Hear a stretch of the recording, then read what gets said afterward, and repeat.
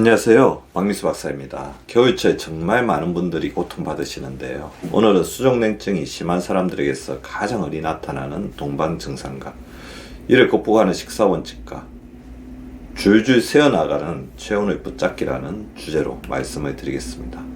겨울철이면 유독 손발이 시린 분들이 계시죠. 이렇게 유독 손발이 시린 증상을 수족냉증이라고 합니다. 수족냉증은 추위를 느끼지 않은 온도에서 손이나 발이 차가움을 느끼는 증상입니다. 물론 수족냉증은 1차적으로 주로 추위 등의 외부 자극으로 혈관이 수축하면서 손발 같은 말초 부위에 혈액이 잘 공급되지 않으면서 체온이 떨어지기 때문에 생기는 거죠. 우리 몸은 일정한 체온, 즉 36.5도씨 내외를 유지하기에 체내 체온 조절 기능이 열 소실과 발생 사이에서 균형을 잘 맞추어야 합니다. 체온 조절은 주로 시상하부의 체온 조절 중추와 그 신경계에 의해 이루어지는데, 더운 환경에 노출되면 피부 혈관이 확장되고 땀을 내어 열을 발산하고, 반대로 추운 환경에서는 평소 열을 밖으로 발산하는 기능은 줄이고 열을 발생하게 됩니다. 근육의 떨림 등을 통해 체온을 높이기도 하지만 더 중요한 것은 주로 보일러 온수 역할을 하는 혈액이 잘 돌아서 체온을 유지하는 것입니다. 즉 1차적으로 혈액순환이 원활하게 이루어지지 않아 신부체온과 말단의 체온 차이가 필요 이상 커지기 때문에 수족냉증이 생기게 되는 거죠. 혈액이 정체되고 손발 부위에서 열 생산이나 열 공급이 제대로 이루어지지 않는 것이 수족냉증의 근본 원인입니다. 수족냉증의 또 다른 원인은 자율신경계의 균형 상실이나 기능 저하인데요. 수족냉증이 있을 때 동반되기 쉬운 것이 자율신경 가운데 하나인 교감신경이 예민해지는 겁니다. 자율신경계의 균형이 깨어지는 거죠. 손이나 발 부위의 말초 신경에 혈액 공급이 되지 않으면 우리 뇌는 냉기를 더 심하게 느낍니다. 수족냉증이 있을 때는 신경이 날카로워져서 차가움을 더 느끼고 손발이 차가워지면서 교감신경이 더 날카로워지는 악순환이 반복되는 것이죠. 수족냉증은 교감신경의 기능이 지나치게 활성화되면서 생기는 증상이기도 합니다. 교감신경이 활성화되면 심장이 빨리 뛰면서 두근거리고 소화가 안 되고 말초혈관이 수축해 손발이 더욱더 차가워지게 됩니다. 따라서 수족냉증을 근본적으로 치료하기 위해서는 항진된 교감신경은 떨어뜨리고 부교감신경은 활성화해 둘 사이의 균형을 맞추어야 합니다. 즉 수족냉증을 극복하는 자율신경계 재조정이 필요한 거죠.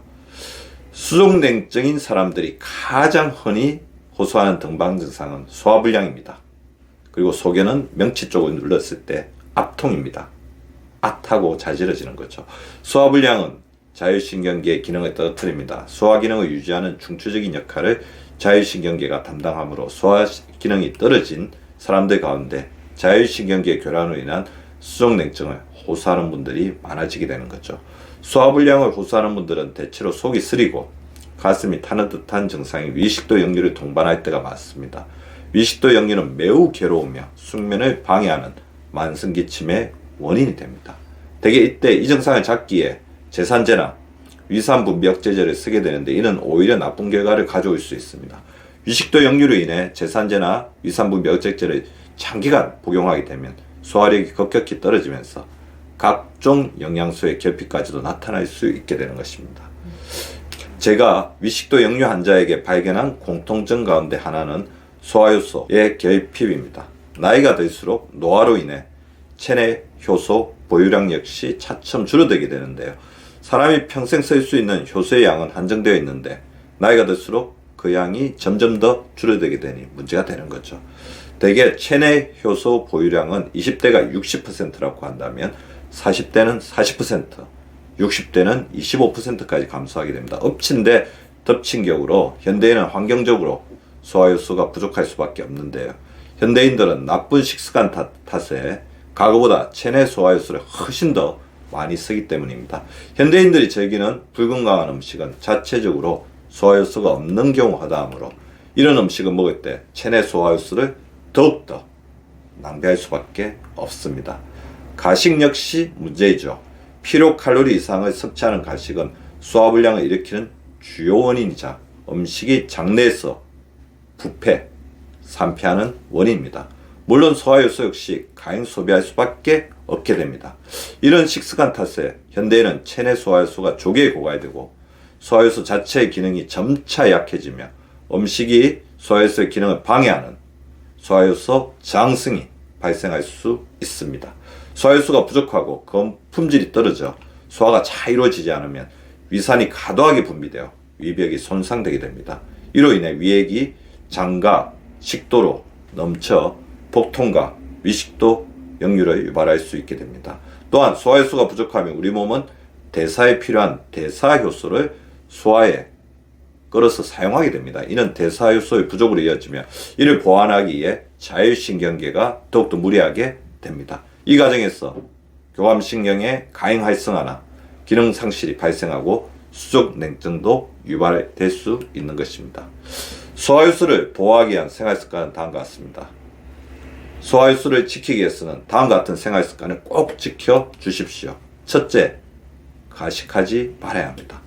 둘째, 자연 그대로의 청정식품을 섭취해야 합니다. 식품 첨가물이나 농약 범벅 음식, 여러 가공을 거친 음식도 효소의 기능을 저하시키게 됩니다. 이런 음식에 든 각종 유해 물질은 효소 저항성을 일으켜 각종 효소가 제 역할을 하지 못하게 합니다. 셋째, 지나치게 혈당이 높은 음식 역시 삼가해야 합니다.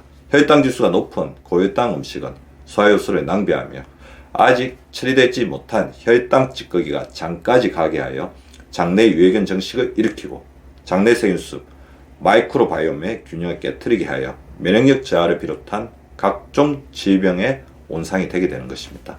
넷째, 소화효소와 발효가 제대로 조화된 음식을 섭취하는 것입니다. 가장 좋은 음식은 식이섬유가 풍부한 각종 채소와 과일, 통곡류 음식입니다.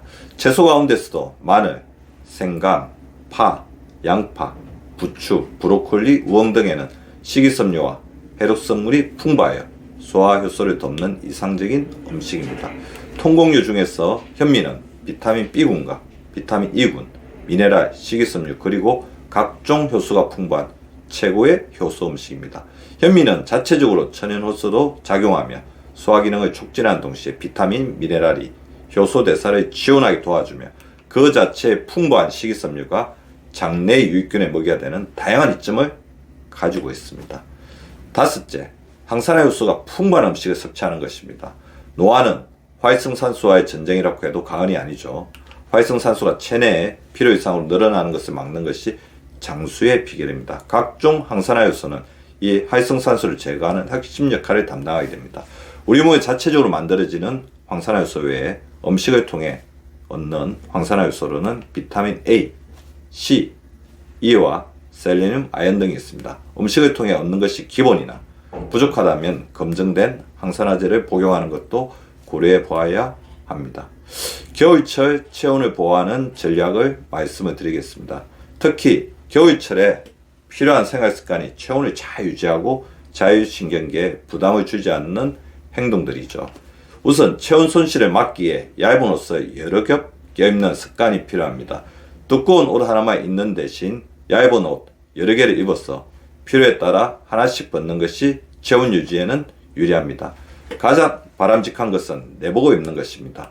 활동성이 좋은 내복도 많이 출시되어 있으므로 보온력이 좋은 기능성 내복을 입어보시기 바랍니다. 또 체온이 떨어지지 않도록 여러가지 보온 제품을 잘 활용하시기 바랍니다. 핫팩을 들고 다니다가 필요할 때 사용하시기 바랍니다. 추위에 노출되기 쉬운 부위를 보호하는 장갑, 목도리, 마스크, 기마개, 모자 등을 잘 활용하시면 좋을 것입니다. 발이 차가우면 자율신경계에 부하가 걸립니다. 신발도 겨울에는 보온성이 뛰어난 것으로 교체해 신는 것이 바람직하며 보온 양발이나 덧신을 활용하는 것도 좋을 것입니다. 주기적인 운동 외에도 실내에서 꾸준히 자율신경계의 균형을 돕고 혈액순환을 활성화하는 체조나 스트레칭, 가볍게 걷기 등을 실천하시기 바랍니다. 휴식 시간에 실내 계단을 몇 층 오르는 것도 가장 좋은 방법입니다. 이와 함께 매일 7,000보 걷기와 주 2, 3회 근력 운동을 비행하시면 자율신경계를 건강하게 지킬 수 있습니다. 장갑, 기마개, 마스크, 모자 등을 착용하는 것을 까먹지 마십시오. 장갑의 경우는 걸을 때 운동 효과를 높이면서 미끄러운 겨울길에서 낙상을 예방할 수 있기 때문에 반드시 착용하는 것이 좋습니다. 겨울철 수족냉증은 혈관 건강과 면역 건강에 타격을 줄 수 있습니다. 체온 유지를 통한 혈액순환과 소화효소 기능의 균형을 통해 1년 건강관리에 디딤돌로 삼으시는 우리 구독자분들 되시기 바랍니다. 감사합니다.